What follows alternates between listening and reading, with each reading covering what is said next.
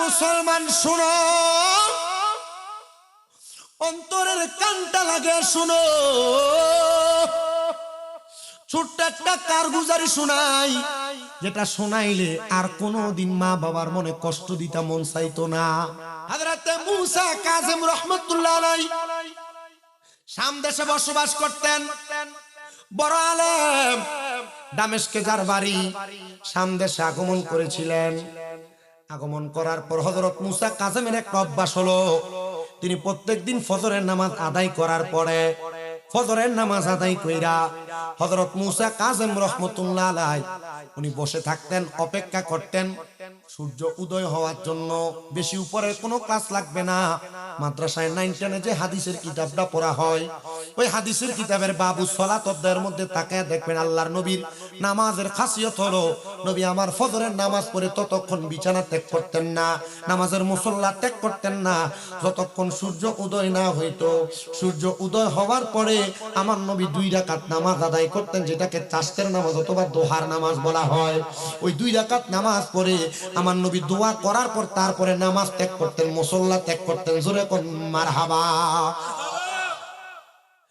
হযরত মুসা কাযিম রাহমাতুল্লাহ আলাইহি বলেন, প্রতিদিনের নেই ওই দিন আমি নামাজের জন্য অপেক্ষা করতে লাগলাম, কিন্তু আগের রাত্রে আমি সজাগ থাকার কারণে ফজরের নামাজ পড়ে আমার চোখের মধ্যে একটু ঘুম ঘুম ভাব আসতেছে। আমি সিজদায় পড়ে গেলাম। সিজদার মধ্যে আমি হঠাৎ করে কখন জানি আমার চোখটা বন্ধ হয়ে গেছে, আমি টের পাই নাই। আমার চোখটা যখন বন্ধ হয়ে গেছে, এমন টাইমে আমি হঠাৎ করে দেখতে পাইলাম, জানো জগতের মানুষ, আমি দেখতে পাইলাম একজন আল্লাহর বান্দা হাউমাউ করে করে তার কবরে শুয়া শুয়া কান্নাকাটি করতেছে। আমি জিজ্ঞাসা করলাম, ও আল্লাহর বান্দা, কেন হাউমাউ করে করে কবরে এভাবে কান্না করো? বলে, আমি কান্না করি অন্য কোনো কারণে না, আমি স্বামী হিসেবে ব্যর্থ, বাবা হিসেবেও ব্যর্থ। কি বলেন? স্বামী হিসেবেও ব্যর্থ, বাবা হিসেবেও ব্যর্থ।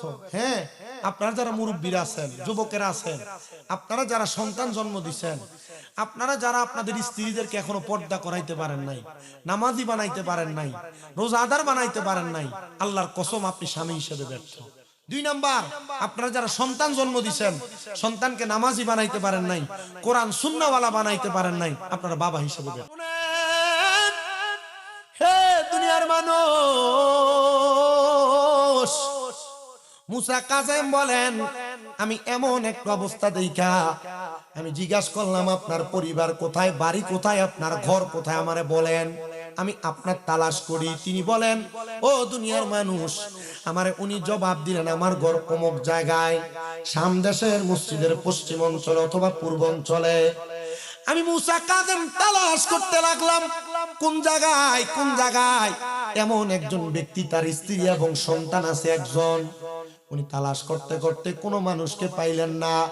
এমন টাইমে দেখলেন একটা টাকরা যুবক বয়সের মানুষ হাতের মধ্যে একটা নামাজের মুসল্লা নিয়ে আসছে। মানে যায় নামাজ, আর কি, নামাজের মুসল্লা নিয়ে আসছে। ওই নামাজের মুসল্লাটা বিক্রি করার জন্য মুসা কাযিম নামাজের মুসল্লাটা বিক্রি করতে যখন আসছে, উনি বড় অবাক হয়ে গেলেন। আমার এলাকায় এত গরিব দরিদ্র মানুষ আছে যে নাকি নামাজের মুসল্লা বিক্রি করে দেয়। ভালো জিনিস না খারাপ জিনিস? আমাদের মুসল্লা বিক্রি করা এত অভাবে পড়ছে যে আমাদের মুসল্লা বেচে খাওয়ান লাগবো। হযরত মুসা কাযিম বলেন, ওই ব্যক্তির সন্ধান না পায়া আমি নামাজের মুসল্লা যেই ব্যক্তি বেচে তার 100 দিরহাম দিয়া আমি তার নামাজের মুসল্লাটা ক্রয় করলাম। তারে দেখলাম সে খুশি হয়ে 100 দিরহাম নিয়ে দৌড়ে চলে যায়। এমন দিকে গেছে যেদিকে শাম দেশের মদের দোকান, যেখানে মদ বেচা কিনা হয়। আমি মনে কিছু নিলাম না, আমি ওই চাদরটা নামাজের মুসল্লাটা হাতে নিয়া পুরা শাম দেশের বড় মসজিদের ডাইনে বামে সামনে পেছনে তালাশ করতে লাগলাম। কে রে এলাকার মানুষ যাদের ঘরে এত অভাব, শাম দেশের এলাকার মধ্যে অভাবী মানুষ আছো, যাদের ঘর থেকে নামাজের মুসল্লা বিক্রি করে দেওয়া হয়েছে। এমন টাইমে আল্লাহর একজন আবাদা মহিলা, দিনে নামাজি, মুত্তাকি, ফরেজগার, তিনি ওনার ঘরের মধ্যে প্রবেশ করে দেখে ওনার ঘরের মধ্যে নামাজের মুসল্লা নাই নামাজ পড়ার জন্য। উনি চোখের পানি ফালায়া ফালায়া ঘরের দরজার মধ্যে বৈশা বৈশা কান্দে। হযরত মূসা কাযেম রাহমাতুল্লাহ আলাইহি বলে, আমি ওই মহিলার কাছে বললাম, মা আপনি কি সেই পরিবার যে পরিবার থেকে নামাজের মুসল্লাটা বিক্রি করে দেওয়া লাগছে শুধু একমাত্র আহার জোগাড় দেওয়ার জন্য? তিনি বলেন, হ্যাঁ হ্যাঁ আমি সে মহিলা। আপনি এই চাদরটা কই পাইলেন, নামাজের মুসল্লাটা কই পাইলেন? তিনি বলেন, একজন সুন্দর যুবকের কাছ থেকে নিছি ক্রয় কইরা।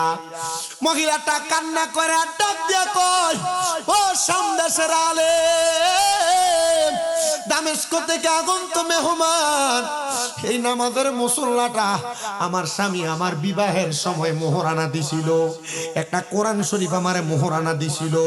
হুজুর আমার গর্ভ থেকে এমন একটা নালতের সন্তান জন্ম নিছে, এমন একটা অপয়া সন্তান জন্ম নিছে যে সন্তানটা আমার ঘরের কোনো কিছু বাদ রাখে নাই, সব বেচা দিছে শুধু একমাত্র নেশা করার জন্য।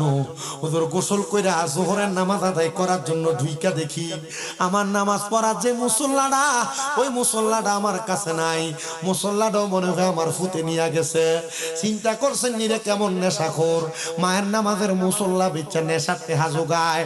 বড়ুরা এলাকায় এমন অনেক নেশাখোর আছে যারা নেশার টাকার জন্য পাগল পাড়া হইয়া এলাকার কল দিয়েও সুন্দর মতো থায় না, চুরি করে লইয়া জাগা। শুনেন মহিলা কই, হুজুর আমার সন্তান তো ইবাদতি করে না, কেমনে পাঠাইতাম? যখন আপনার সন্তান নেশা করার জন্য টাকা খোঁজে, এটা বুঝেন কিনা, নেশা করে যখন নেশা করার বেড়ার উঠতে থাকা, হ্যাঁ এমন ভাবে আচরণ করে মনে হয় তার এক্ষুনি টেহা লাগবো, কয়জনে রক্ত বেচ্ছা লাগবো, আছে না? হুজুর কইছে, হুজুর আমি বুঝি কখন তার নেশার টাকা লাগে, যখনই লাগে সে আইসা আমার ঘরে মাল সামান টোকায়, কোনটা নিয়ে বেচ্ছা লাগে। ডাক দিয়া কয়, মা আপনার সন্তানকে নেশার টাকা দেওয়া হবে, এই কথা বইলা আপনি আমার কাছে পাঠাইবেন আগামীকালকে। মারাজি হয়ে গেলেন, হুজুর আপনার কাছে আমার সন্তানটাকে সফর্দ করলাম, আপনি আমার সন্তানটারে তরিকতের জ্ঞান, শরীয়তের জ্ঞান, হাকিকতের জ্ঞান, মারেফতের জ্ঞান দিয়া দিয়েন। ঠিক আছে, নিয়ে গেলেন হুজুর বাড়িতে। পরের দিন ফজরের নামাজের পরবর্তী সময়ে ওই ছেলেটা নেশা করার টাকার জন্য বড় ভাই হুতাশ করতেছে। মা ডাক দিয়া কয়, সন্তান তুমি বুঝি নেশা করার জন্য টাকা চাও? বলে, হ্যাঁ। ও মা আপনি কেন বুঝলেন? বলে, হ্যাঁ বাবা আমি বুঝতে পারছি, তবে বাবা আমি তোমারে নেশা করার জন্য টাকা দিতে পারবো না, তবে তোমারে আমি একটা টাকা যেখানে পাইবা সে সন্ধান দিতে পারবো। মা কোন জায়গায়? বলে, গতকালকে যার কাছে নামাজের মুসল্লাটা বেচছিলা তুমি কম টাকা আনছো, ওনার কাছে যায় আবার টাকা চাও, উনি তোমার টাকা দিব। সন্তান কই, মা দো, যেহেতু আমি সন্তান ফাগলামি করি, সন্তান যত ফাগলামি করুক মার কাছে এটা ফুট, কথা কন না? মার কথাটা শুনছে, দৌড়ে গেলেন সামদেশের মসজিদের ইমাম সাহেব মানুষ। হুজুর আপনি নাকি বলছেন আমার টাকা কম হয়ে গেছে, আপনি আরো দিবেন? হুজুর দেন টাকা। বলে, বাবা তোমার যে টাকা দিব তুমি অপবিত্র, আমি জানি তুমি নেশা করো, নেশাখোররা সবসময় অপবিত্র, নেশাখোররা সবসময় অপবিত্র। রহমাতুল্লিল আলামিন নবী বলে, নেশাখোরের সাথে একই টেবিলে বসে খানা খাইবা না, নেশাখোরের সাথে একই টেবিলে বসবা না, নেশাখোরের সাথে চলবা না, সন্ত্রাস যারা করে তাদের সাথে চলবা না, বসবা না, খাইবা না। নবী কেন? বলে, সন্ত্রাস এবং নেশাখোর যারা তারা আমার দলভুক্ত না, নবীর দলভুক্ত না, মানে মুসলমানও না। নেশা করে এবং সন্ত্রাস। আর আমরা এলাকার জোয়ান ফলাফাই নিয়ে হুন্ডাটা কিনা এলাকার গান জুটি ফান জুটি যেডিয়া সেডির লগে ভাই বন্ধু হেরে যদি একটা শটকনা মারে 10-15 হুন্ডাই যেডিয়া এডি চেহারার দিকে সাউন্ড জানা, বাবা খাইয়া শক্তি আপনি ভিতরের দিকে দেয়া চেহারাটা এর পক্ষে 10টা কথা কইতো এই হুন্ডা লইয়া সব দিন নেশা কর আসেনি এমন কারে মারলে 10-15টা হুন্ডা লইয়া যেডিয়া এডি অন্য এলাকার এই তুই কই তেলি তার লগে আমরা কাজ যা তুই আইস করতে তোর এলাকা কই এই তে আমরা বন্ধু এটার নাম দিছে কিশোর গ্যাং আসেনি। সাবধান, সতর্ক এদের থেকে নিজের সন্তানকে বাঁচায় রাখবে। বন্ধু বান্ধব হবে ভালো মানুষ, উল্টা পাল্টা লোকরে বন্ধু বানাইবো এ ফলা বাদ হয়ে যাবে। আসেনি? শোনে নেবা হুজুর কয় বাবা তুমি অপবিত্র। তোমাকে আমি আমার এই অর্থ দিতে পারবো না, আমার অর্থ পবিত্র। শাম দেশের বড় মসজিদের সামনে সুন্দর একটা কূপ, যাও ওই কূপের ভিতরে গোসল করো, তাহলে তুমি টাকা পাইবা।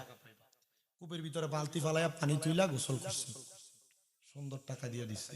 কিন্তু ফোলা দেহে মহিদপুর থেকে বরুড়া বাজার যাবো মদ কিনবার লাগিয়া, স্বাভাবিক বুঝাইতেছি, বরুড়া বাজার যাবো মদ কিনবার লাগে, অথবা সিঙ্গুর যাবো বা জলম যাবো, যাইতে দেয় রাস্তা দিয়ে হাঁটার সময় যত মানুষ তার দেহে দৌড়ে দৌড়ে পালায় যায়। নেশা যেই দোকানে কিনবো ওই দোকানে ঢুকতেছে, অন্যদিন নেশা করার জন্য তারা ডাইকা ডাইকা ঢুকায়, আর ওই দিন তারে দেখে দেখে সব পালায় পালায় যায়। চিন্তা করছে, যেহেতু দোকানের মালিক নাই, নেশাদ্রব্য ফালায় তারা পালায় গেছে, আমরা এখানে একটু অবস্থান করি। এখান থেকে আবার বাড়িতে গেছে, বাড়িতে যায় দেখে মা তার চেহারা দেখিয়া মাও বেহুশ হয়ে পড়ে গেছে, মুখটা লুকাইয়া তার এক দোস্তের সামনে যে আমজা করে, দোস্ত আমার এই অবস্থা, মানুষ আমার দেখলে পলায়ন করে, আমার নিজের মা বেহুশ হয়ে পড়ে গেছে, এমন অবস্থা কেন একটু বলেন। দোস্ত জবাব, চায়ের দিকে চেহারার দিকে চাইয়া 3 বার বেহুশ হয়েছে। চতুর্থবারের সময় জবাব দেয়, ভাই তুই কে? বলে আমি অমুকের সন্তান, আমি নেশা করতাম, তুই আমার চিনস? মানুষ কি এজন্য আমার ঘৃণা করে? কয় না, তোর চেহারা তো বিকট, একবারে নিগ্রু কালো হয়ে গেছে, তোর দেখলেই মানুষ ভয় পায়, আমি 3 বার বেহুশ হইলাম, তোর চেহারা কেন এমন হইল?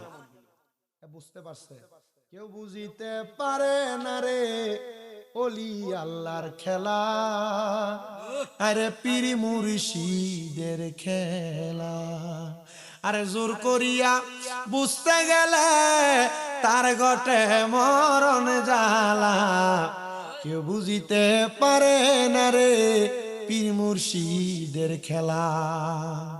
ওরে 36 বছরে কারো কেনাগি ফুটে না, আবার 6 মাসেরও কালের দয়াল পায় যে 16 আনার দয়াল পায় যে 16 আনা।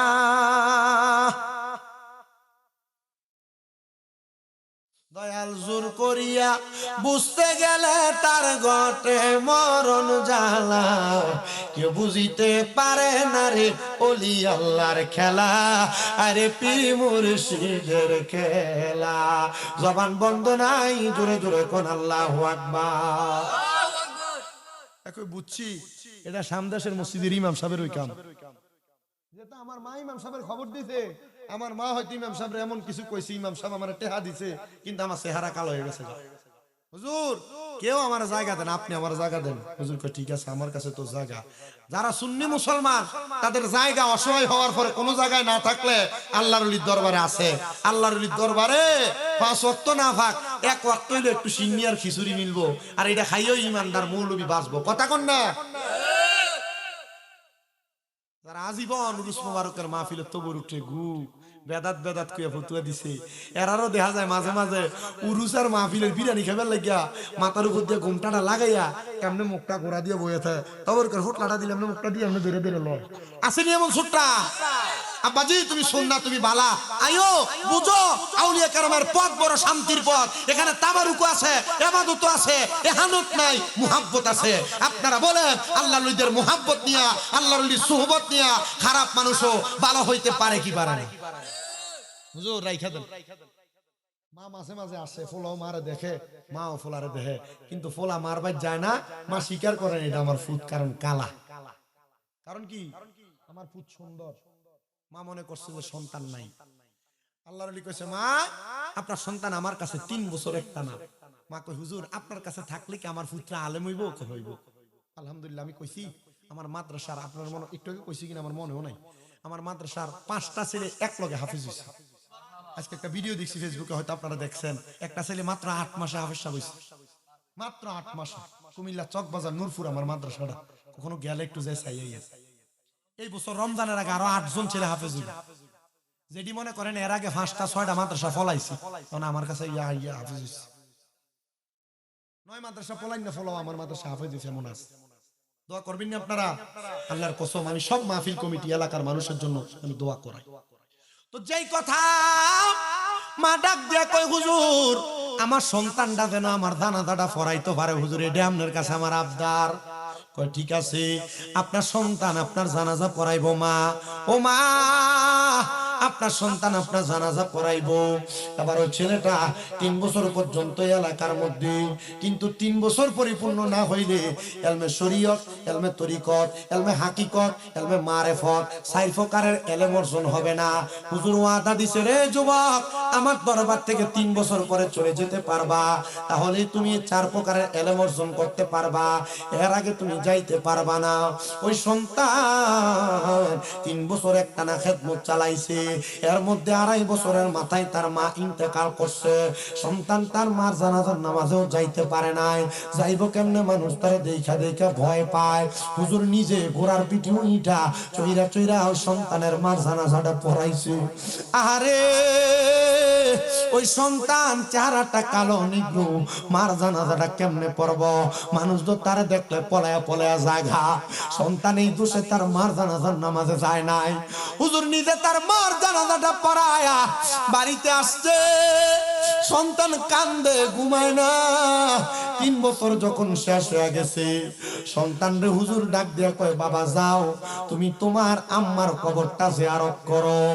সন্তান কই, হুজুর আমার চেহারাটা কালো, এলাকাতে গেলে মানুষ আমার দেখা পলায়া পলায়া যাবে, হুজুর আমি কেমনে যাইতাম? বলে, বাবারে কবর জিয়ারত করলে শর্ত হলো পবিত্র হওয়া লাগে। যাও, তুমি পবিত্র হওয়ার জন্য ওই যে কুয়ার মধ্যে 3 বছর আগে গোসল করছিলা, আরেকবার ওই কুয়াতে গোসল করো। আবার কইছে গোসল, আবার পানি উঠে গোসল করছে। বাবা আজকে যে এলাকায় যাবেন মার কবর জিয়ারত করতে, আমার ঘোড়াটা নিয়ে যান। ঘোড়ার পিঠে উঠছে। হুজুর বলছেন যে আমার যে আজকান পাঞ্জাবি 3 বছর তো কামাল হয়ে গেছে, যান আমার পাঞ্জাবিটা পইরা যান, আমার মাথার পাগড়িটা লাগাইয়া যান। গেছেন। এলাকার মানুষ স্বাগতম স্বাগতম জানায়। আহা, তিনি এলাকার মানুষ নিয়ে কবর জিয়ারত করলেন। উনি বলেন, আমি বুঝতে পারলাম না কেন এমন অবস্থা হলো, মানুষ আমার আগে দেখা দেখা পলায়ন করতো, আজকে কেন তারা আমারে ফুল দিয়া স্বাগতম জানায়? আমার মার কবর জিয়ারতের সময় তারা এত মানুষ আমার সামনে, আমি কারোর কাছে প্রশ্ন করলাম না, আমি আবার গোড়াটা ঘুরে কবর জিয়ারত করে আমার হুজুরের কাছে গেলাম। দরজাটা বন্ধ কইরা আমি জিজ্ঞাসা করলাম, হুজুর এটার হাকিকতটা বলেন। ডাক দিয়া কয়, বাবা তুমি কি তোমার চেহারা সম্পর্কে এখন জানো? বলে, হুজুর না। বলে, জিগাও না কাউরে। সবাই কয়, এত নুরানি চেহারা, তুমি তোমার মার জানাজার নামাজ পড়াইতে এই সুরত লই আইছিলা? ফলাকে আমি তো জানাজাই পড়াইছি না। জানাজা পড়াইছে কে? ওস্তাদ। এই সুরত আইলে কই? সবাই কয় মার জানাজাটা তো এই শুরুতে পড়ে গেছিলা। সন্তান কয়, না না আমি আসি নাই। হুজুর কয়, বাবারে আমি আল্লাহ তাআলার কুদরতি হালত ধারণ কইরা তোমার সুরতে তোমার আম্মার জানাজা পড়াইছি। হুজুর তাইলে আপনি আমারে 3 বছর একটা হাদিস শরীফ পড়াইছিলেন। হুজুর একটা হাদিস শরীফ পড়াইছিলেন, কোন সন্তান যদি তার মা বাবার জানাজা পড়ায়, 2 দিকে সালাম ফিরানোর আগে আল্লাহ মা বাপের কবর আযাব মাফ কইরা দেয়। আপনারা যারা ফুত মাদ্রাসায় পড়ে, নাতিনাতকুর মাদ্রাসায় পড়ে, কোফালটা বড় ভালো, তারা আপনাদের জানাজা পড়াবে, আর তাদের জানাজা শেষ হওয়ার আগে আল্লাহ আপনাদেরকে মাফ করে দিবেন। খোলাফান্ডিরে মাদ্রাসায় পড়ায়েন, জানাজার নামাজ পড়ানোর উপযুক্ত বানায়েন। রাত্রে 1টা-1:30টার দিকে এই ওয়াজ চলে না, রাত্র 2টায়। তবু আপনারা যে মহিদপুরের মানুষ, মহিদপুর দক্ষিণ পাড়ার মানুষ এত কষ্ট করে বসে আছেন, আল্লাহর দরবার থেকে জাযাকুমুল্লাহ খায়রান কামনা করি, আল্লাহ আপনাদেরকে জাযা দান করুক। আমি আরো দোয়া করব আপনাদের জন্য, যদি আপনারা আপনাদের সন্তানদেরকে মাদ্রাসায় পড়ান, জানাজার নামাজ পড়ানোর উপযুক্ত বানান, আল্লাহ কবুল করেন, করেন আমিন।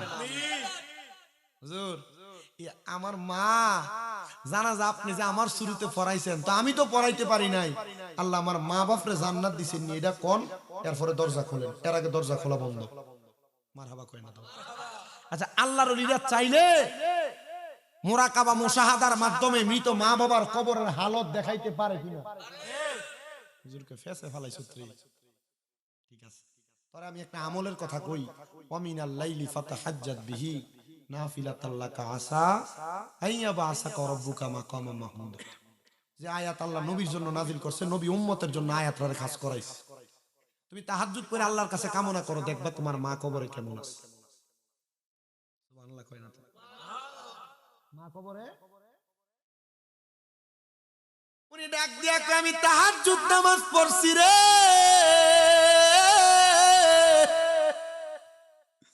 আমি নামাজ পড়া চক্ষু বন্ধ কইরা আমার মৃত মা, আমার মৃত আব্বার জন্য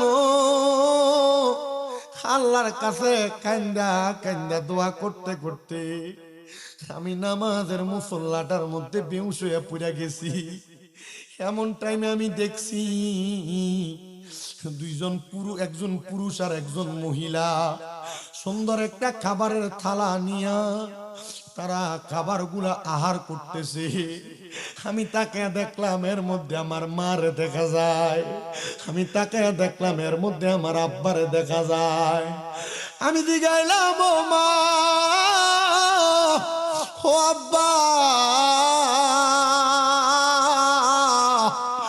আপনারা দিয়ে এত সুন্দর সুন্দর খানা খাইতেছেন, আমার আল্লাহ আপনাদেরকে মাফ করছিনি?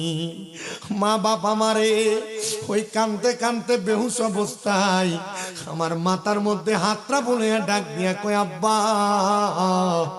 আমার আল্লাহ আমরা মা বাপরে মাফ করে দিছে। আর কেন মাফ করতো না? তোমার মতো একটা সন্তান আলেমী দিন হয়ে গেছে, আর আমরা মা বাবার জন্য দোয়া করছে, আমার আল্লাহ তো এমনি এমনি মা বাপরে মাফ করে দিছে। মহিতপুরের যুবক, মহিতপুরের মুরব্বী, মহিতপুরের আমার পর্দার অন্তরালের মা বোনেরা, তোমরা কারা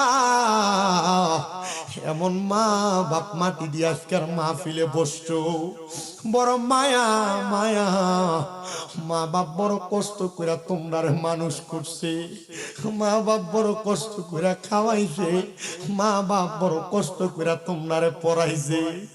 মা সকালবেলা পান্তা ভাত গুলা খাইছে না, মা রাইকা দিতে আমার ফুতে রোজি দিয়ে আইলে পানি ভাতটা খাইলে আমার সন্তানের কলিজাটা ঠান্ডা হইব। আরে এখন 2-3 বেলা না খেয়া থাকি, কেউ একবার খবর লয় না। আগে এক বেলা না খাইলে মা বারবার ডাক দিয়া কইতো, পুত্রে ভাত দি খাইছস না? পেটটা দি পিঠের লগে লাগিয়া রইছে। আরে এখন না খেয়া থাকলে কেউ একবার জিগায় না, জিগাইব কে? মা কবরে। ও সন্তান, অনেকেই বসছো, তোমরা আব্বা রোদের মধ্যে পুইরা রক্তরে পানি কইরা তোমরা মানুষের মতো মানুষ করছে। আব্বা নতুন কোন জামা কাপড় পরছে না, তুমি সন্তানরে নতুন জামা কাপড় কিনা কিনা পরাইছে। এখন তোমার কাছে টাকার অভাব নাই, আব্বা দুনিয়াতে নাই, আব্বার একটা 500 টাকা দিয়ে কিনা লুঙ্গি পরাইতে পারো না, পরাইবা কেমনে? আব্বা কবরে। এ সন্তান, মহিতপুরের কত পোলাপান বিদেশ বৈশা রইছে, আব্বা নাই। আজকে ওয়াদের দিনে আব্বার হাতে 100 টাকা হাত খরচ করবার লেগে দিতে পারে নাই। হে সন্তান, আব্বা যে কবরে, ওই আব্বার জন্য কি তোমার মায়া লাগে না? আব্বা কতদিন হইছে মইরা গেছে, একবারও তো আব্বার খবর নিতে পারো না। আব্বা প্রবাসে থাকলে, বিদেশে থাকলে ফোন করে করে আব্বার সঙ্গে কথা বলতা। এখন আব্বারে এমন ঘরে শোয়া দিয়ে আইছ, আব্বার সঙ্গে একবার কথা বলতে পারো না। আব্বা কি খাইছে জানো না, আব্বা কি পড়ছে জানো না। ও বড়ুরা মহিতপুরের বাবা, ওই আব্বা জান কবরে কেমন আছে তুমি জানো না। বাবা তুমি কেমন আছো ছোট মাটির ঘরে, তোমার কথা হৃদয় মাঝে পড়ছে বারে বারে, ভালোবাসি তোমায় বাবা, বুকটা যে যাই ছিঁড়ে। তোমার কথা হৃদয় মাঝে পড়ছে বারে বারে, বাবা গো, ও বাবা, বাবা গো, বাবা। কত প্রবাসীরা বাপ হারায়া মা হারায়া প্রবাসী কান্দে। আমি যেই কথা বলতেছিলাম, অনেক প্রবাসীরা বিদেশে থাইকা মা হারায়া বাবা হারায়া কান্দে। গত বছর আমি উমরাতে যাওয়ার পরে আমি দেখছি আমার একটা ভাই জামালপুরে বাড়ি, যার নাম জাকারিয়া, মক্কার সামনে দাঁড়ায় দাঁড়ায় তাওয়াফ না কইরা দাঁড়ায় দাঁড়ায় কান্দতাছে। আমি জিগাইলাম ভাই কান্দো কেন, কারণটা কি? আমারে ডাক দিয়ে কই হুজুর কান্দি কেন জানেন? আমি আজকে 6 বছর বিদেশ করি, আমার টাকার অভাব নেই, আমার ব্যাংকে অনেক টাকা, কিন্তু হুজুর আমার কোনো শান্তি লাগে না। হুজুর কারণ কি জানেননি? আমি জিগাইলাম কারণটা কি একটাবার বলো। হে আমার মক্কার সামনে দাঁড়ায় দাঁড়ায় কান্দে আর কই হুজুর আমি এলাকার সবচাইতে বাজে ছেলে ছিলাম, এলাকার এমন কোন ঝগড়া নাই যার বিচার আমার আব্বার কাছে যাইতো না। আমার আব্বা আমার জ্বালা যন্ত্রণায় আব্বা জানের 4টা দুধের গরু ছিল বিক্রি কইরা আমার আব্বা আমারে বিদেশ পাঠানোর জন্য 3 লাখ টাকা দিয়া দিছে। হুজুর ভিসা যখন সাবমিট হয়ে গেছে, কনফার্ম হয়ে গেছে, আমার বিমানের টিকেটের জন্য আমার আম্মা জান ওনার গলার সিনটা বিক্রি করে দিছে। বিক্রি কইরা আমার আম্মা জান আমারে বিদেশ পাঠানোর ব্যবস্থা করছে। আমার আব্বা জান যাওয়ার সময় আমারে চলার জন্য কিছু টাকা দিব। আমার আব্বা কুরবান দেওয়ার জন্য ছোট একটা গরু রাখছে। হুজুর ওই গরুটাও কুরবান দেয় নাই, আমার আব্বা গরুটা বেচে আমার হাতে টাকাটা দিয়া দিছে। হুজুর আমি এয়ারপোর্ট দাঁড়ায় আব্বারে কইছি, আব্বা আপনি যে আপনার সবদি গরু বেচছেন, কোরবানির গরুটাও বিক্রি করে দিছেন, আব্বা গো কোরবানি দিবেন কেমনে? আমার আব্বা চোখের পানি ফালায় কান্দে আর কই পুত্রে তুই বিদেশ যে বেতন পাঠাইলে ওই বেতনের টেহারা দিয়ে আমি আব্বা গরু কিনা কোরবানি দেব। হুজুর জানেন নে আমি প্রথম মাসে 1,20,000 টাকা সৌদি আরব যাওয়ার পরে কামাই করছি। আমার বেতন মাত্র 40,000 টাকা। আমি বকশিস পায়া পায়া টাকাগুলা জমায়া আমি আমার আব্বার অ্যাকাউন্টে টাকাটা পাঠাইছি। আমি আমার বোনের মোবাইলে কল দিছি আমার আব্বারে মোবাইলটা দেওয়ার জন্য। আমার বোন কোনো কথা কয় না, আমার বোন চিৎকার দিয়া ডাক দিয়ে কয় বাইরে আব্বারে টাকা দিবার লাইগা তুমি খবর কইতা ফোন দিছ, আব্বা দুনিয়াতে নাই। হুজুর আমার আম্মা আমারে কইছিল আমি যদি কোনো সময় কামাই রুজি করি আমার মারে আমি মক্কা মদিনায় না হজ করাইতাম। হুজুর আমি প্রতি মাসে 2 বার মক্কা মদিনা আসি। হুজুর আমি মক্কা মদিনা আসলে আমি হজ করতে করতে আমার চোখের পানি বায়া বায়া পড়ে। আমার ব্যাংকের টাকার অভাব নাই, আমার মা বাবার বড় অভাব। আমি আমার মা বাপরে হজ করাইতে পারি নাই। আমি আমার মা বাপরে কোরবানি দিতে টাকা দিছি, আমার আব্বা আম্মা আমার কোরবানির টাকা দিয়া কোরবান দিতে পারে নাই। হুজুর কোরবানির ঈদের 2 দিন আগে আমি টাকা পাঠাইছি আমার আম্মার টাকা কোরবান দেওয়ার জন্য। হুজুর ওই দিনও আমার আম্মা যান ওই টাকা রাখছে পরের দিন আমার চাচার কাছে কোরবান দিতে টাকা দিব গরু কিনে আনার জন্য। হুজুর পরের দিন সকালে আমার মাটা ঘুম থেকে উঠছে না। চিন্তা করে দেখছেন নি এমন অনেক প্রবাসীরা বিদেশে মা বাপরে কবরের তলে দিয়া তারা টাকা কামাই করে, তারার মনে কোনো শান্তি নাই। কোটি টাকা কামাই করতে পারবা, মা বাবার মনে কষ্ট দিবা, কোনো শান্তি পাইবা না। এখনো সুযোগ আছে, মা বাবার মনে কষ্ট দিও না, আম্মা আব্বার খেদমত করো, টাকা পয়সা মা বাবার কাছে দাও। ও সন্তান আমার আম্মা অসুস্থ হওয়ার পর আমি হিসাব করে দেখছি প্রায় 7.5 লাখ টাকার উপরে আমার খরচ। আমি ডাক্তারের কাছে যেদিন সর্বশেষ গেছি আমি কইছি ডাক্তার সাহেব পারলে 10-15 লাখ টাকা নিয়ে যান, আমার মাটা যেন পরবর্তীতে হাঁটতে পারে এমন ব্যবস্থা করেন। আমার মাথায় হাতটা বলে কই শামীম সাহেব টাকা দিলে তো মানুষ সুস্থ হয়ে যায় না। আমি ওই দিনই নিয়ত করছি আল্লাহ এই টাকাটা আমি আমার আম্মা আব্বা ছোট ভাইয়ের জন্য রাইখা দিলাম। আল্লাহ যেদিন আমার আম্মারে দেখলাম আমার আম্মা স্ট্রেচার ছাড়া সুন্দর করে হাঁটতে পারে, ওই দিনে আমি আমার আম্মা আব্বার লইয়া মক্কা মদিনা যেয়ে হজ করতে যাবো। ও সন্তান তোমরা যারা তোমাদের মা বাবারে হজ করাও না, চিন্তা করো আব্বা জমি বেচা হজে গেলে আমার বাগে একটু কম পড়ব, আরে তোমার মতো বোকা পৃথিবীতে আর কেউ নাই। ক্ষেতের দিয়ে একটু বেচা আব্বাটারে হজে পাঠাও, আম্মাটারে হজে পাঠাও। যদি বড় হজ না পারো উমরা হজে হইলো পাঠাও। আব্বা আম্মা যদি কাবা শরীফের গিলাপটা ধরে দোয়া করে আসে, নিজাবের রহমত ধরে দোয়া করে আসে, নবী রওজার সামনে দাঁড়ায় দাঁড়ায় দোয়া করে আসে, কি সম্পদ বেচছ, এর চাইতে বেশি সম্পদের মালিক আমার আল্লাহ বানাইবো। সবার কাছে আবদার জানাই, ওই মা বাপরে খুশি রাখো, আল্লাহ খুশি হয়ে যাবে। আর মা বাপরে যদি বেজার করো আল্লাহ বেজার হয়ে যাবে। এই জন্য আমি আমার মহিদপুর দক্ষিণ পাড়া পাশামিয়া বাড়ির প্রবাসীদের উদ্যোগে যে কবরবাসীর স্মরণে চতুর্থতম মাহফিলে যারা টাকা দিয়া, পয়সা দিয়া, শ্রম দিয়া, বুদ্ধি দিয়া, পরামর্শ দিয়া, মাইক দিয়া, লাইট দিয়া, প্যান্ডেল দিয়া এবং তাবারুকের জন্য যারা টাকা পয়সা দিয়া উপস্থিত হইয়া প্রবাস থেকে যারা শরীক হইছে, আমি সবার কাছে একটাই আবেদন করব, দুনিয়ার সব থাকবে একদিকে, মা বাপ থাকবে একদিকে। মা বাবারে কষ্ট দিয়া কোনো কাজ করা যাবে না, হজ করবা কাম হবে না, নামাজ পড়বা কাজ হবে না। এই জন্য তোমার হজ আর নামাজ, রোজা, ইবাদত সব তোমার মা বাবার কদমের কাছে। এদেরকে খুশি রাইখা নামাজ পড়ো, হজ করো, যাকাত দাও, সব তোমার কবুল হবে। এবার আপনারা বলেন, এমন আম্মা আব্বার খেদমত কইরা দুনিয়া এবং আখেরাতে আমরা সফল কাম হইতে চাই কি চাই না? এই মুমিন বান্দার বুকের মধ্যে হামলা করার পরে কপালে দুইটা ফেরেশতা ডাক দিয়া বলবে, আজরাইল, কপাল দিয়া রুহু বাহির করা যাবে না। বলে কেন? বলে বান্দা কপাল দিয়া 5 ওয়াক্ত নামাজের সেজদা দিছে।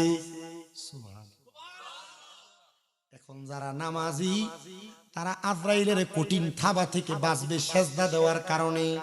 মারহাবা কর। 3 নাম্বার, আজরাইল আবার ফিরে যাবে। যাওয়ার পরে এবার আজরাইল আবার আগমন করবে, বান্দার ডান হাতের বাহু বরাবর হামলা করবে।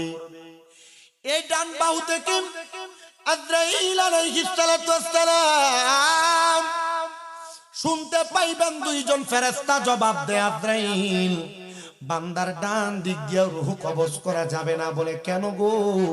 বলে বান্দার ডান দিকে তার দান এবং সদকা গুলা আছে, এজন্য বান্দার ডান দিক দিয়ে রূহ কবজ করা যাবে না।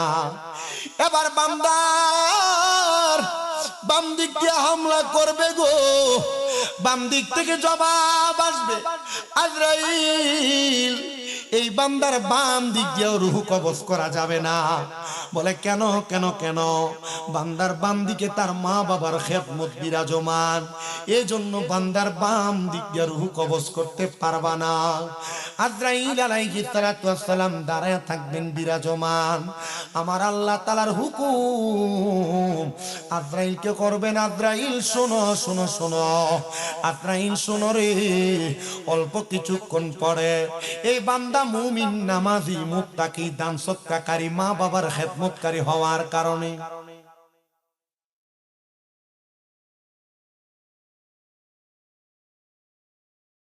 কথা কবি কথাই তো কইতেছস, বেলা শরম নাই। মানুষ নিরাল হয়ে গেছে ওয়াজ শুনতে, যারা কথা কই দাঁড়াই দাঁড়াই।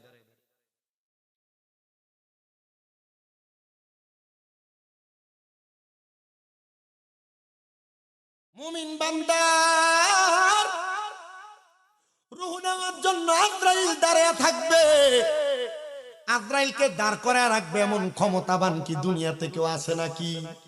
তবে যারা মুমিন বান্দা, নামাজি বান্দা, মা বাবার খেদমতকারী বান্দা, তাদের রূহ নেওয়ার জন্য আজরাইল দাঁড়ায় থাকবে। ইমানদার মুমিন বান্দা ইন্তেকাল করার সময় কালিমা পড়বে, ওই বান্দাটা কালিমা যখন পড়বে গো, আজরাইল আলাইহিস সালাতু ওয়াস সালাম বান্দার রূহটা হরণ করে নিয়ে যাবে। ও মহিদপুরের বাবা, তোমার এলাকার কত মানুষ মারা যায়, মারা যাওয়ার সময় বিছানাতে প্রস্রাব পায়খানা করে দেয়। কত মানুষ মারা যায়, মারা যাওয়ার সময় জিহ্বায় কামড় দিয়া দেয়।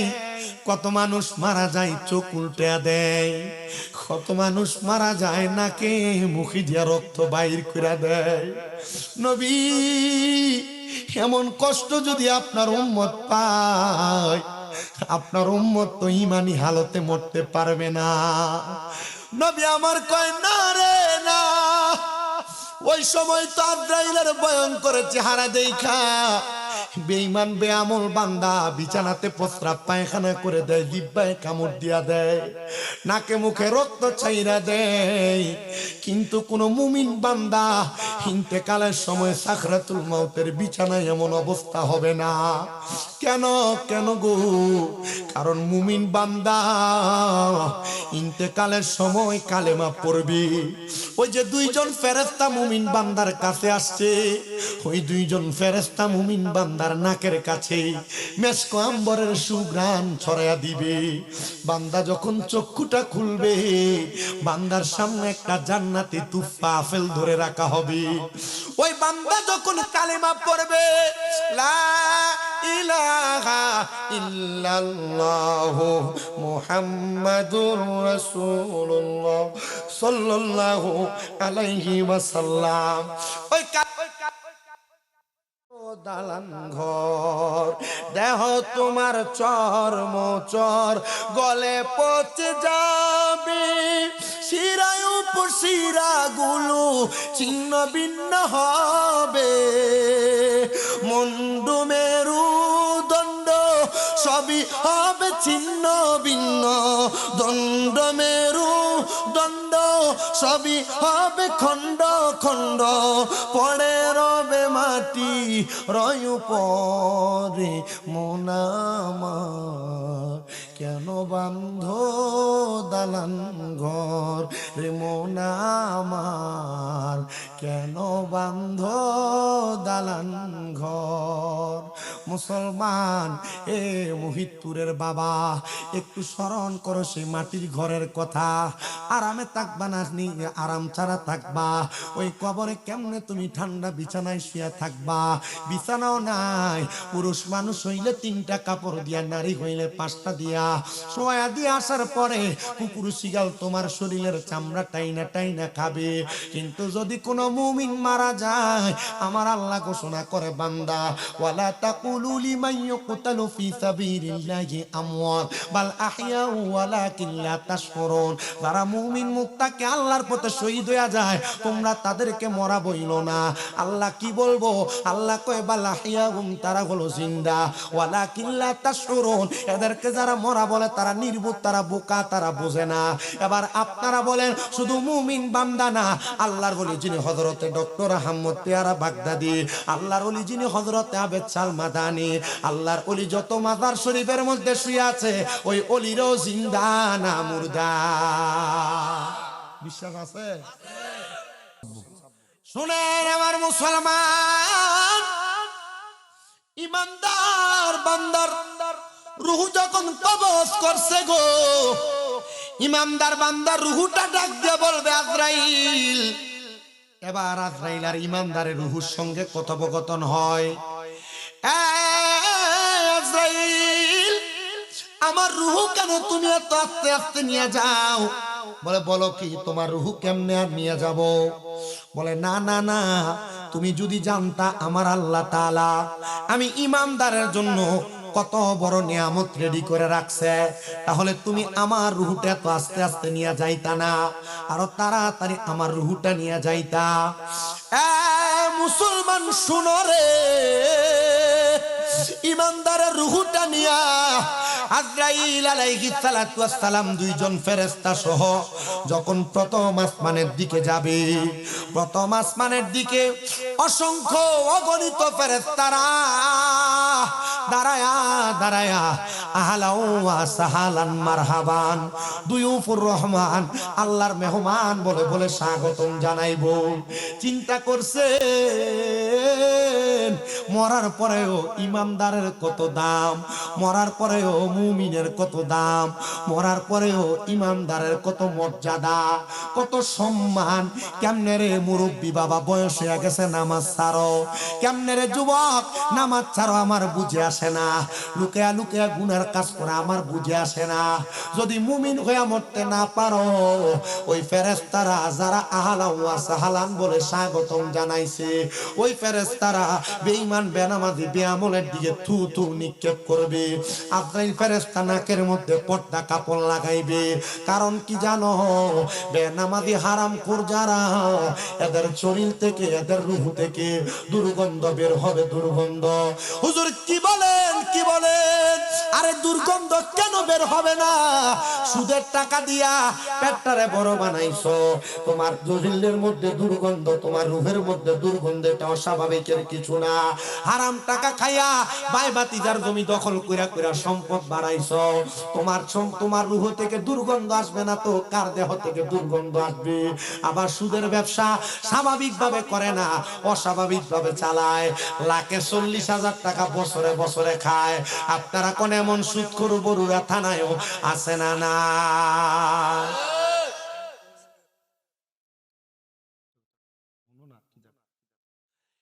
আবার বেড়াইতে নিজে সুদে টাকা লাগায় না, এখন বাড়ি বাড়ি বেরিয়ে বইনের নাম দিয়া কয় আমার বইনে চলতে পারে না, তাই আমার কাছে 50,000 টাকা দিছে। এমন বইনের নাম দিয়া, ভাইয়ের নাম দিয়া সুদের উপর টাকা লাগায়। আপনারা কোন এমন বেরিয়ে তো মহিতপুর আসেনি? আপনি আছে কইলেও আছে, না কইলেও আছে, এইটা আমার আগে কই দিতেছে। সুদের ব্যবসা করে না, শুধু বেরিয়ে করে না, সুদের ব্যবসা। সুদ আরেকটা সুদ আছে বড় মারাত্মক সুদি। বলো হুজুর কেমনে? এলাকাতে মানুষ সুদ কইব, এটা কই যায় উঠিস না। গত বছর মুরাদনগর এক মাহফিলে সুদের ওয়াজ করতাম, লাগানো যখন উঠতে গেছি গা, পরে কালেকশন হয়েছে কম। কালেকশন কম হয়, আমি শিখাইলাম কালেকশন কম হয়েছে, তোমরা এলাকার মানুষ দান সুদকা করে না? হুজুর করে, যারা দান করবে এরা উঠতে গেছে। এক পিচ উঠতে গেছে, যেটি উঠতে গেছে হুজুর সুদের ওয়াজ করছে যে সব সুদ কর, খেয়াল লাগে উঠতে গেছে। এখন উঠতে যায়, ওয়াজটা কমন পড়ছে, ঠিক না? এলাকায় বেরিয়ে চুপ করে আছে না নাই? বেড়ায় চুপ করে আছে না নাই? কালকে সকালে মহিতপুর এলাকা গরম, যে যে ওয়াজ শামীম রাজা কইয়া দিয়া গেছে, এই ওয়াজ এলাকা গরম। সুদ করতে কালকে মুখ দেখাইতে পারতো না, সাদনে বইয়া কত কইতে পারতো না। দেখবেন দোয়ানে বইয়া বইয়া লম্বা লম্বা কথা কয়, খায় সুদের টাকা। আপনারা কোন এমন সুদ করো সমাজে আসেনি? তারা জবাব দেন নাই।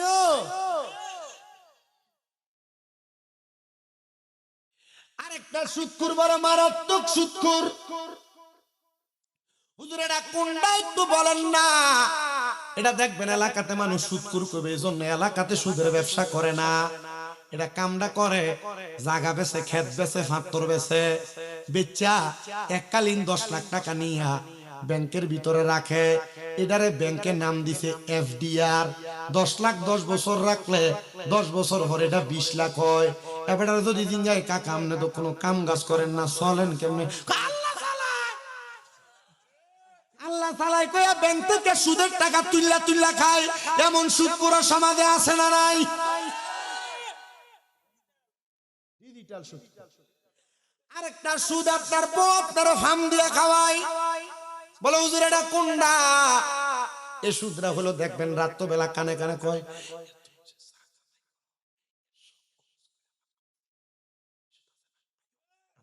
এফডিআর করি, ডিপিএস করি, ডিপিএস।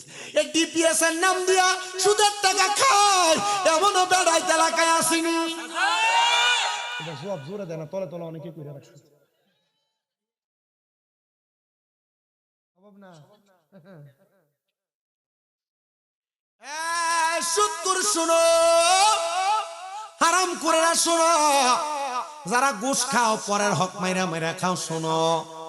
আমার নবী কয়, আমি নবী যখন মেরাজে গেলাম, আল্লাহ তাআলা আমি নবীরে 2টা নিদর্শন দেখাইছে, একটা জান্নাত আর একটা জাহান্নাম। আমি জাহান্নামে তাকানোর পরে আমি এক প্রকার জাহান্নামী দেখছি, যাদের পেটটা কাল বুয়ুতিন ঘরের মতো বড়। কি এর মতো? কাল বুয়ুতিন ঘরের মতো। আমি তাদের পেটটা দেখছি। সাহাবায়ে কেরাম কয়, নবী এরা কারা কারা? আমার নবী কয়, এরা হলো দুনিয়ার হারামখোরেরা, এরা হলো দুনিয়ার সুদখোরেরা। ভাই ভাতিজার জমি দখল করে খাউন্নারা হাদিসে মুবারাকার মধ্যে দেখলাম গো নবী কয় আমি রাহমাতুল লিল আলামিন নবী ঘোষণা করে শোনো ওই চুতকুরের পেটের মধ্যে বড় বড় কাল দুই শিংওয়ালা সাপ তাদের কলিজার মধ্যে বড় বড় করে এমন ভাবে কামড় দেয় মনে হয় তাদের কলিজাটা একসাথে খায়া ফেলতেছে। এজন্য সবার কাছে আমার আবদার, হারাম খাইতে সাবধান, পরের হক মাইরা খাইতে সাবধান, জমি দখল করতে সাবধান, মানুষের খেতে গালা কাঁচাইতে সাবধান। আগে খেতের লাইলে দিয়া বেঙ্গারি দিয়া মাটি কেটে আনা যাইতো, ধানের ফোজা আডি বাইন্দা বাইন্দা আনা যাইতো, এখন আনা যায় না। খেতের গালা এমন কাঁচান কাঁচাইছে আতের বান হইয়া গেছে। আপনারা কোন এমন খেতের গালা কাঁচানের নামে ভূমিদস্যু সমাজের মধ্যে আছে না? না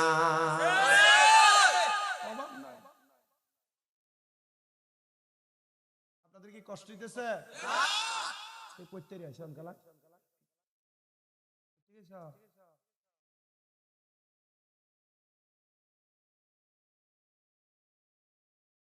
এই জন্য আমি সবার কাছে আবদার জানাই, পান বেচলে গুনাহ হবে, বুড়া বাজার বাসে বাসে আইতে আইতে বুট বাদাম বেচতে গুনাহ হইব, হালাল মাটি কাটলে গুনাহ হবে, রিস্কা চালাইলে গুনাহ হবে, হালাল। আরে সুদের টাকা দিয়া সুন্দর একটা বিল্ডিং বানাইছে, এখন আর এর লগে কেউ লাগতে পারে না। এলাকার রিক্সা ড্রাইভারের সালাম হইতো না, আমি কি লেগে দিতাম? আমার টাকার অভাব নাই, হ্যাঁ না আমার সালাম দিব।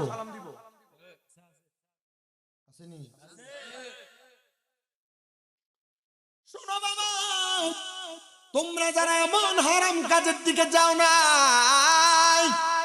আল্লাহ তাআলা তোমাদের জন্য সুখবর দেয়। আরে ও দুনিয়ার মুসলমান, এমন নিয়ামত আমার আল্লাহ দিব জানো, ওই নিয়ামতরা আমার আল্লাহ তাআলা ইমানদার মুত্তাকি বান্দাদেরকে দিব, হালাল খাবার খানেওয়ালা ইমানদারদেরকে দিব। ইমানদার বান্দাটারে কেমন ভাবে দিব শোনো, ওই বান্দাটা দুনিয়ার জমিনে থাকা অবস্থায় ওই বান্দা ইন্তেকালের পরে রূহ যখন আজরাইলে নিয়ে যাবে, আজরাইলে রুহুটা নিয়ে যাওয়ার পরে সাহাবায়ে কারাম কান্দে আর কই নবী রুহুটা নেওয়ার পরে বান্দাটারে কোন জায়গায় রাখবো, ঠিকানাটা একবার বলেন না। এবার আমার নবী কয় উম্মত ওই ঠিকানাটার নাম হলো জাযাউহুম ইনদা রাব্বিহিম জান্নাতু আদনিন তাজরি মিন তাহতিহাল আনহার, আল আনহারু খালিদিনা ফিহা আবাদা রাদিয়াল্লাহু আনহুম ওয়া রাদু আন যালিকা লিমান খাশিয়া রাব্বা। ওই পুরস্কারটা বড় সুন্দর। এই আয়াতের তাফসীর করলে আপনারা বুঝতে পারবেন, অনুবাদ করলে আপনারা বুঝতে পারবেন। আপনাদের যদি কষ্ট না হয় আমি আয়াতের ভঙ্গানুবাদটা করে শোনেন। আল্লাহ কয় শোনো, মুমিন বান্দা মুত্তাকি বান্দা কবরে যাওয়ার পর ওই বান্দার ঠিকানা হলো জাযাউহুম ইনদা রাব্বিহিম, আল্লাহর পক্ষ থেকে পুরস্কার জান্নাতু আদনিন, ওই পুরস্কারের নাম হলো জান্নাতুল আদন। আল্লাহ কেমন জান্নাত বলে তাজরি মিন তাহতিহাল আনহার, এত সুন্দর জান্নাত, ওই জান্নাতের নিচে দিয়ে একটা নহর প্রবাহিত হবে। ও আল্লাহ, ওই নহর প্রবাহিত ওলা জান্নাতে আপনার বান্দা কতদিন কতদিন কতদিন থাকবে? আল্লাহ কয় খালিদিনা ফিহা আবাদা, বান্দা চিরস্থায়ী বাসিন্দা হইয়া থাকবে, ওই জান্নাত থেকে বের হতে চাইবে না। আল্লাহ গো, ওই জান্নাতে কারা থাকবে? কয় রাদিয়াল্লাহু আনহুম ওয়া রাদু আন, যারা আল্লাহরে খুশি করেছে এবং আমার আল্লাহর প্রতি খুশি হয়ে গেছে তারাই ওই জান্নাতের মধ্যে থাকবে। যালিকা লিমান খাশিয়া রাব্বা, যারা দুনিয়াতে আল্লাহকে সব চাইতে বেশি ভয় করছে এরাই ওই জান্নাতের মধ্যে থাকবে, ওই জান্নাতে থাকবে।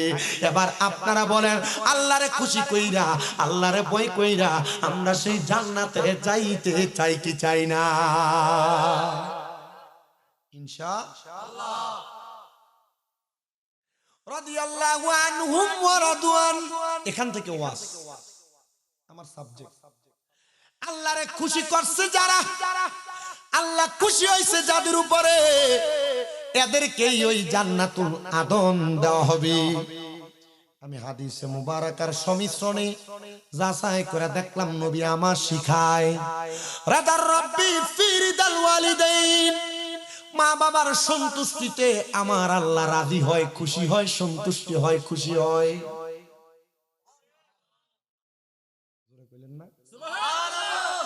সাখাতুর রব্বি ফি সাখাতিল ওয়ালিদাইন, আম্মা আব্বার অসন্তুষ্টিতে, আম্মা আব্বারে রাগান্বিত করলে, আম্মা আব্বারে অসন্তুষ্ট করলে আমার আল্লাহ অসন্তুষ্ট হয়। নামাজ পড়বা দাম নাই, রোজা রাখবা দাম নাই, হজ করবা দাম নাই, যাকাত দিবা দাম নাই, ইবাদত করবা, দান সদকা করবা কোনো দাম নাই। মা বাবা নারাজ, আমার আল্লাহ নারাজ। মা বাবা খুশি, আল্লাহ খুশি। আরে পৃথিবীতে মায়ের মতো আপনে কেউ হবে না, বলো পৃথিবীতে মায়ের মতো আপনে কেউ হবে না। তোমরা কোনদিনও মায়েরই মনেতে কষ্ট দিও না, তোমরা মায়েরই কষ্ট। জবানটা ছাইরা দেন না, একটু মোহাব্বতে পড়েন না। পৃথিবীতে মায়ের মতো আপনে কেউ হবে না, বলো পৃথিবীতে আপনে কেউ হবে না। তোমরা কোনদিনও মায়েরই মনেতে কষ্ট দিও না, তোমরা কোনদিনও মায়েরই মনেতে কষ্ট দিও না। কত পাপী আছে যে মাকে কষ্ট দেয়, মায়ের মনে কষ্ট দিয়ে অভিশাপ নেয়। হায়রে মায়ের মনে কষ্ট দিলে কষ্ট পায়রা বানা, বলেন বাবার মনে কষ্ট দিলে কষ্ট পায়রা বানা। তোমরা কোনদিনও মায়েরই মনেতে কষ্ট দিও না, তোমরা কোনদিনও মায়েরই মনেতে কষ্ট দিও না।